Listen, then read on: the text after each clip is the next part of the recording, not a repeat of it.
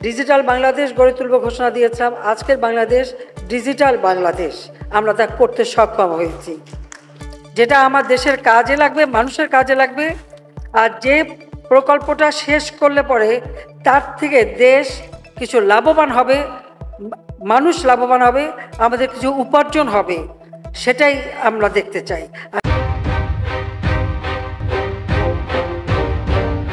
শুধুমাত্র একটা নির্মাণ কাজ করার জন্য যেন নির্মাণ করা না হয়, এটাই আমার অনুরোধ। যে শুধু নির্মাণের জন্য নির্মাণ করা বা এটা কাজ করলেই সেখানে একটা কনস্ট্রাকশন হবে, কিছু লোক কাজ পাবেন, কিছু কাজ কমিশন পাবেন, কিছু এই পাবেন সেই পাবেন, সেটার জন্য না হয়। এটার জন্য আমি আমার পার্লামেন্ট পার্টির এমপিদেরও নির্দেশ দিয়েছি, পার্লামেন্টে আমি নিজে বলেছি, একনেকের মিটিংয়ে বলেছি, সব জায়গায় আমি এই কথাটাই বলি। আর সেরকম যদি কোনো প্রকল্প দেখি অবশ্যই আমি তা অনুমোদন করব না। ইতিমধ্যে আমরা এই গত 15 বছরে আমরা যে 2008 নির্বাচনে ঘোষণা দিয়েছিলাম, দিন বদলের সনদ, রূপকল্প 2021, 2020 সাল জাতির পিতার জন্মশতবার্ষিকী, 21 ছিল আমাদের স্বাধীনতার সুবর্ণ জয়ন্তী। সেটা মাথায় রেখে জাতির পিতা যেখানে স্বল্পোন্নত দেশ রেখে গেছেন, তারই পদাঙ্ক অনুসরণ করে দেশকে আরও এক ধাপ উপরে তুলে নেওয়া, এই লক্ষ্য নিয়েই কিন্তু আমরা পরিকল্পনা, পঞ্চবার্ষিকী পরিকল্পনা করেছি, প্রেক্ষিত পরিকল্পনা করেছি, এবং প্রত্যেকটা পরিকল্পনা আমরা পরিকল্পিতভাবে করেছি বলেই কিন্তু আজকে বাংলাদেশ সত্যিকারভাবে বদলে গেছে, যেটা আমার দেশের কাজে লাগবে, মানুষের কাজে লাগবে। আর যে প্রকল্পটা শেষ করলে পরে তার থেকে দেশ কিছু লাভবান হবে, মানুষ লাভবান হবে, আমাদের কিছু উপার্জন হবে, সেটাই আমরা দেখতে চাই। আর সেইভাবেই পরিকল্পনা করা, এটাই আমি চাই আপনাদের কাছ থেকে। ডিজিটাল বাংলাদেশ গড়ে তুলব ঘোষণা দিয়েছিলাম। আজকের বাংলাদেশ ডিজিটাল বাংলাদেশ, আমরা তা করতে সক্ষম হয়েছি।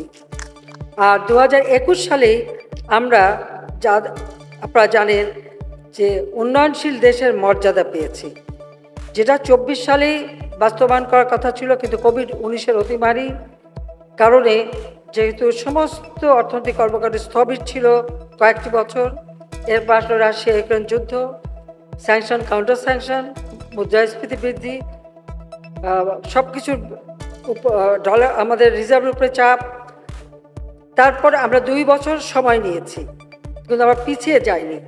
তবে 2 বছর সময়, এটা 24-এও আবার পরীক্ষা করা হয়েছে, আমরা কিন্তু আমাদের সেই উন্নয়নশীল দেশের মর্যাদা ধরে রাখতে সক্ষম হয়েছি।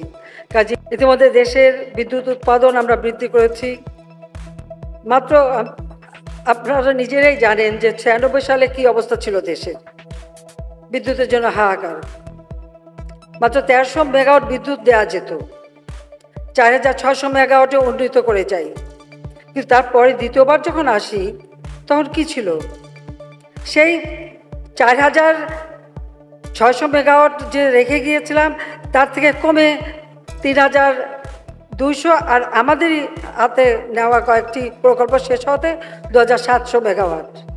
সেইখান থেকে যাত্রা শুরু করে আজকে আমরা 28,000 মেগাওয়াট বিদ্যুৎ উৎপাদনের সক্ষমতা রেখেছি। 2026 সাল থেকে এটা বাস্তবায়ন শুরু হবে। এখন থেকে আমাদের যথাযথ পরিকল্পনা নেওয়া, সেটা আমরা নিয়েছি, কিন্তু আমাদের ভবিষ্যতে আমরা কিভাবে এগিয়ে যাব, কারণ এখান থেকে যে সুযোগগুলি আমরা পাবো সেটা যথাযথভাবে আমাদের কাজে লাগাতে হবে। আর যে চ্যালেঞ্জগুলি আসবে সেটা আমরা মোকাবেলা করতে পারবো, এবং আমরা তা পারবো, এটা হলো বাস্তবতা। কাজে সেইভাবেই আমাদেরকে এখন থেকে প্রস্তুতি নিতে হবে।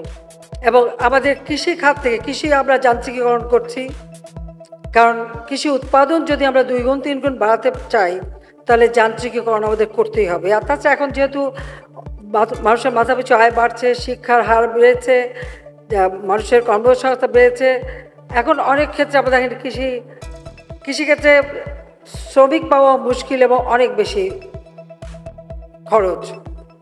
সেই ক্ষেত্রে আমরা যেটা জাতির পিতা বঙ্গবন্ধু শেখ মুজিবই কৃষি যান্ত্রিকীকরণের কথা বলে গিয়েছেন, আমরা কিন্তু সেটা করে যাচ্ছি। আমাদের লক্ষ্য যে 2030 সালের মধ্যে আমরা কতটুকু করব, 41 সালের মধ্যে আমরা কতটুকু করব।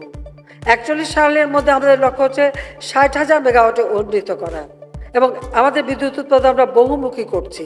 সেই ক্ষেত্রে আমি বলবো যে আমাদের প্রকৌশলীদেরও কিন্তু আসলে গবেষণা দরকার।